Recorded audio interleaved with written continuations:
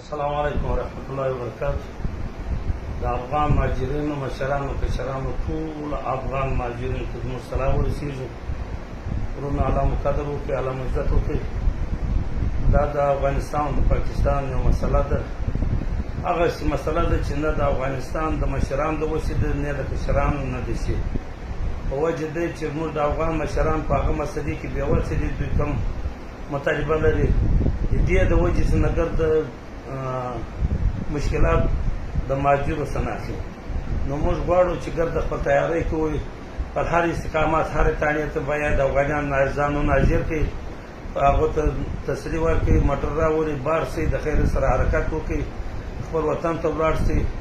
ورونو دا د هرې ورځې ول وټکول دا په در نه کړي. 1 تاریخ چې چیف کمیشنر صاحب دغه افغان متحده ټولو د دوی میټینګ و، دوی مطالبه ځینې وکړه چې مطلب یو میاشت وخت ورکړي. هغه ورته وویل چې صحیح دي.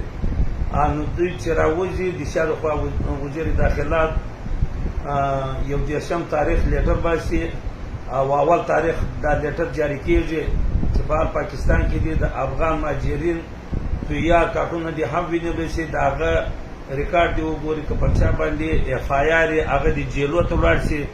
که اف آی آرونه نه یې زړه دوسیه ونه لري، زړه مقدمه ونه لري، هغه خلک د موټر ته اچوي، ډایرکټ د بارډر پاس کوي.